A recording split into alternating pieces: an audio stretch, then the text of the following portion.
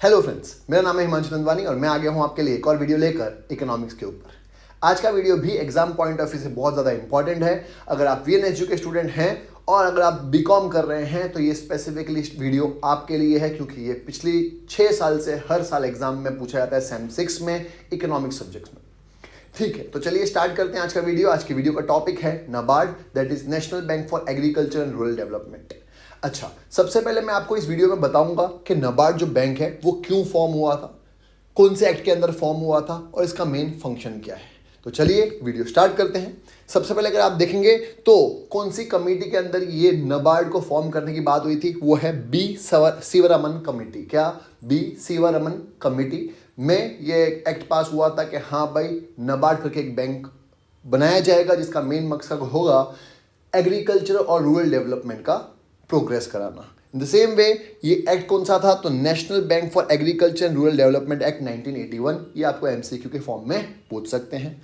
एक और एमसीक्यू के फॉर्म में पूछ सकते हैं, वो है इसका हेड ऑफिस कहाँ पे सिचुएटेड है। तो अगर आप देखेंगे तो national bank of agriculture that is NABARD का हेड ऑफिस मुंबई में सिचुएटेड है, मुंबई इंडिया में। सिंपल है, तो ये भी एमसीक्यू के फॉर्म में आपको आ सकता है। तो ये अगर बड़े आंसर आया तो आप इंट्रोडक्शन में भी लिख सकते हैं, और एमसीक्यू में आया तो आपको पता होना चाहिए कि इसका हेड ऑफिस मुंबई में है। एक्ट लगता है national agriculture rural development act 1981। और कौन सी कमेटी में फॉर्म हुआ था, रिकमेंडेशन कौन सी कमेटी में दिया गया था, तो बी सीवरमन कमेटी में। क्लियर है? तो चलिए अब बात करते हैं ये जो नाबार्ड बैंक है उसके फंक्शंस या सेलिएंट फीचर्स कौन कौन से हैं। तो वो लिखा है फंक्शंस ऑफ नाबार्ड। सबसे पहले अगर आपको इसका फुल फॉर्म पता है तो आपको इसके फीचर्स भी पता ही है या फंक्शंस भी पता है। तो फुल फॉर्म है national bank for agriculture and rural development. तो सबसे पहला मेन मकसद यही है, ये एपेक्स बैंक है किसके लिए, development of agriculture and rural areas in India. तो वो लिखा हुआ देखिए ध्यान से, नेशनल बैंक है जो वर्क करता है एपेक्स बॉडी क्या के लिए, क्रेडिट रिक्वायरमेंट्स, मतलब पैसे देने का कोई भी बैंक क्या करता है, पैसे देने का ही काम करता है। लेकिन ये पर्पस क्या होता है इसके पैसे देने का, क्रेडिट देने का या लोन देने का या बैंक ओडी का फैसिलिटी देने का, मेन मकसद होता है कि रूरल एरियाज इंडिया में डेवलप हो, एग्रीकल्चर फैसिलिटीज इंडिया में डेवलप हो। तो कहाँ पे, रूरल सेक्टर में खास, और इन्वेस्टमेंट करना है कहाँ पे, agriculture and small scale industries में, विलेज इंडस्ट्रीज में, कॉटेज इंडस्ट्रीज डेवलपमेंट करने के लिए जो क्रेडिट की जरूरत पड़ती है वो कौन देता है, नाबार्ड देता है। तो अगर आपको फुल फॉर्म पता है तो आपका फर्स्ट पॉइंट ऑलरेडी याद हो ही चुका है, that is national bank for agriculture and rural development. तो नाबार्ड क्या करता है, क्रेडिट फैसिलिटीज देता है, काहे के लिए देता है, एग्रीकल्चर को डेवलप करने के लिए और रूरल एरियाज को डेवलप करने के लिए। रूरल एरियाज में सारे आ गए, स्मॉल स्केल इंडस्ट्रीज भी आ गई, कॉटेज इंडस्ट्रीज भी आ गई, फिशरीज भी आ गई एंड सो ऑन। सिंपल है।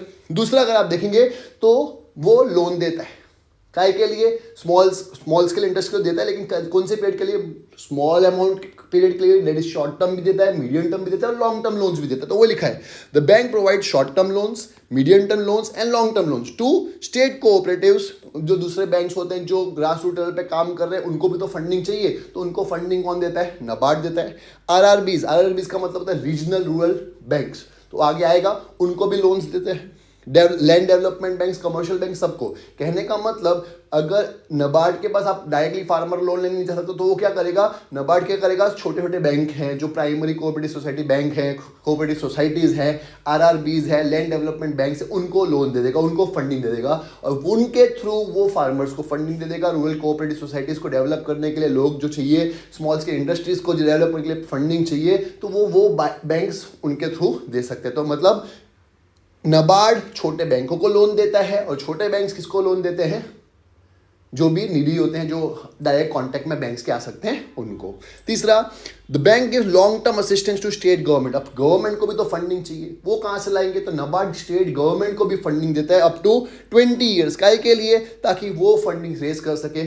उनको पैसों की रिक्वायरमेंट होगी तो वो ला सकते हैं। क्रेडिट कोऑपरेटिव इंस्टीट्यूशंस को लोन देता है, mainly basically state cooperative banks को भी देता है एंड स्टेट गवर्नमेंट को भी लोन देता है, फंडिंग देता है, काहे के लिए, डेवलपमेंट के लिए। वापिस से किसका डेवलपमेंट, अगेन उस स्टेट में एग्रीकल्चर और रीजनल रूरल डेवलपमेंट कर सके उसके लिए। Easy. Fourth, the bank has responsibility inspecting. अब होता क्या है, इंस्पेक्शन का काम बहुत इंपॉर्टेंट है। कहने का मतलब मैं नाबार्ड हूँ, मैंने लोन दे दिया, लेकिन मेरा ये भी काम है कि जिस पर्पस के लिए आपने मेरे से लोन लिया है मैं देखूं कि आप उसी पर्पस के लिए फंड्स का यूज़ कर रहे हैं कि नहीं कर रहे। तो मेरा ये भी काम होता है, दैट इज नाबार्ड का ये भी काम है कि जो उसने RRBs that is regional rural banks को और गवर्नमेंट को जो भी फाइनेंशियल असिस्टेंस दी है, लोन दिया है, वो देखें, उसका इंस्पेक्शन करें टाइम टू टाइम कि वो जो फंडिंग है जो यूज़ बराबर से कर रहे कि नहीं कर रहे, जो पर्पस के लिए लोन लिया है वो पर्पस के लिए यूज हो रहा है या नहीं हो रहा, वो देखना भी किसका काम है, नाबार्ड का ही काम है। It also provides long term institution which are approved by. अब ये देखिए ध्यान से, ऐसी इंस्टीट्यूशन भी होती है जो सेंट्रल गवर्नमेंट ने अप्रूव करके रखी है कि हाँ भाई ये इंस्टीट्यूशन है जो अप्रूव्ड है। जैसे अगर आप भी अभी TY में हैं, 3rd ईयर में हैं, तो अभी बहुत सारे कॉलेजेस का आपके पास ऑप्शन होगा कि आप MBA करेंगे तो किसी कॉलेज में जाएंगे, बराबर। तो कुछ कॉलेजेस होती है जो अप्रूव्ड होती है, कुछ होती है एफिलिएटेड होती है। तो ऐसे कॉलेजेस में जाना बहुत ज़रूरी है या सही है जो अप्रूव्ड है। जैसे IIMs की बात करें तो IIMs अप्रूव्ड है कि हाँ भाई, ऑफकोर्स उसमें जाना ही बहुत मुश्किल काम है, उसका वहाँ से कॉल आना ही बहुत मुश्किल बात है, कैट में इतना अच्छा स्कोर लाना ही बहुत मुश्किल बात है। मैं ये बोल ही नहीं रहा, लेकिन मैं आपको सिर्फ समझा रहा हूँ कि अप्रूव्ड का मतलब क्या है, ऑथराइज का मतलब क्या है, एफिलिएटेड का मतलब क्या है। तो कुछ कॉलेजेस होती है जो अप्रूव्ड होती है कि हाँ भाई ये रिकग्नाइज्ड कॉलेज है। कुछ कॉलेज होती है जो बहुत ज़्यादा प्राइवेट है, किसी से ऑथराइज नहीं है, जैसे मैं नाम नहीं लूँगा ऑफकोर्स, लेकिन कुछ होंगे डैश डैश मणिपाल। अब कोई लेना देना नहीं है, वो सिर्फ आपको डिग्री दे रहे, लेकिन उस डिग्री को कोई वैल्यू नहीं। तो मैं किसी कॉलेज के अगेंस्ट नहीं बोल रहा, मैंने इसलिए डैश डैश मणिपाल बोला, आप समझ जाइए, इशारा काफ़ी है। लेकिन वो अगर आपको सिर्फ और सिर्फ डिग्री चाहिए, हाँ भाई आपको नाम चाहिए कि हाँ भाई मैंने MBA किया हुआ है, हाँ भाई रिश्ते के लिए बताएंगे कि हाँ भाई मैंने MBA किया हुआ है, आप वहाँ से MBA कर लीजिए, आपको डिग्री तो मिली जाएगी, लेकिन उसकी कोई वैल्यू नहीं होगी। और इन द सेम वे एक पर्सन ने IIM से MBA किया हुआ है तो भी वो MBA ही है, लेकिन उसकी वैल्यू है, उसको बताने की जरूरत नहीं पड़ेगी मैं आई एम ग्रेजुएट हूँ। सिंपल है, ऐसा उसको बताने की जरूरत नहीं पड़ने वाली। कहने का मतलब MBA दोनों जगह से ही मिल रहा है डिग्री, लेकिन एक ऑथराइज है नहीं, और ऑन पेपर तो दोनों ऑथराइज रहते हैं, लेकिन एक की वैल्यू है एक की नहीं है। तो सेंट्रल गवर्नमेंट से जो ऑथराइज इंस्टीट्यूशन है जिनको फंडिंग जरूरत है, गवर्नमेंट ने चेक कर लिया कि हाँ भाई ऑथराइज इंस्टीट्यूट्स हैं जिसको फंडिंग दे सकते हैं, तो नाबार्ड उनको भी फंडिंग देती है। तो वो लिखा हुआ है, it also provide long term loans to institution which are approved by central government. Simple है, ताकि वो इसमें भी इन्वेस्ट कर सकते। देखिए नाबार्ड का खाली ये काम नहीं कि फंडिंग देना, इन्वेस्टमेंट का भी उसका काम होता है, तो उसमें इन्वेस्ट करने का भी काम है। और वो जैसे कोई भी बैंक होगी तो वो सिर्फ और सिर्फ पैसा लेने के अलावा अपने फंड्स को इन्वेस्ट भी करता है। तो NABARD is not an exception, वो करेगा ही करेगा। तो बट अभी ये फंडिंग किसको दे रहा है, ऐसी इंस्टीट्यूशंस को, ऐसे ऑथराइजेशंस को जो authorise by central government. Clear?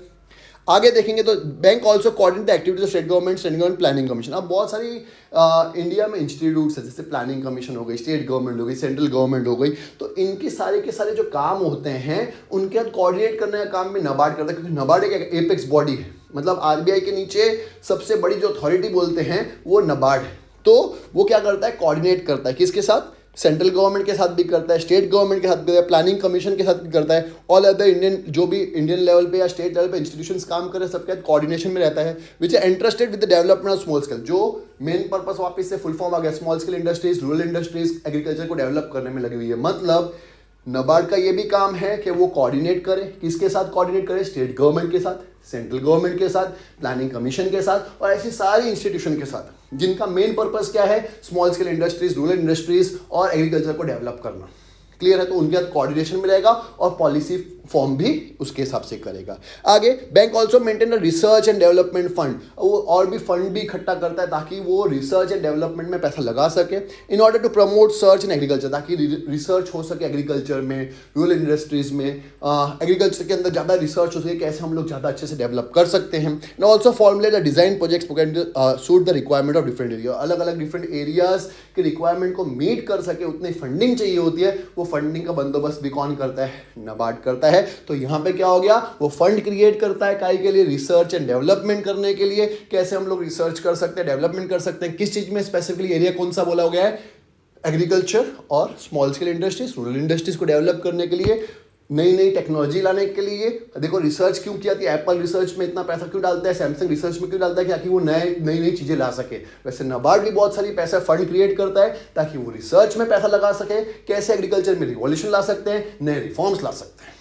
Clear है। और उसी के कुछ एग्जाम्पल हैं 8वें नंबर में दिए हुए हैं। The bank has effectively brought a number of innovations, नए नए इनोवेशंस भी आए, जैसे एक तो हमने पिछले टॉपिक में पढ़ा था केसीसी किसान क्रेडिट कार्ड, वैसे ही बहुत सारे नए क्लब्स बने, जैसे प्रमोटर सेल्फ हेल्प ग्रुप बना है, फार्मर्स का क्लब बना है, किसान क्रेडिट कार्ड मैंने आपको बता दिया, वाटर शेड डेवलपमेंट करके एक फैसिलिटी है। चलो ये सब इनोवेशंस है, कैसे हम लोग फार्मर्स की लाइफ को इंप्रूव कर सकते हैं उसके बारे में इनोवेशन है, कैसे एग्रीकल्चर को इंडिया में एनहांस कर सकते हैं उसके बारे में इनोवेशन है, कैसे रूरल डेवलपमेंट हो सकता है उसके बारे में इनोवेशन है, कैसे स्मॉल स्केल इंडस्ट्रीज और ज़्यादा डेवलप हो सकती है उसके बारे में इनोवेशन है, cluster development programme, district rural development project चालू किए, रूरल इनोवेशन फंड चालू किया एंड सो ऑन। ये सारे के सारे इनोवेशन के नाम है, आपको सारे लिखने की जरूरत नहीं होती, ऑफकोर्स 2-3 आप लिख देंगे काम हो जाएगा।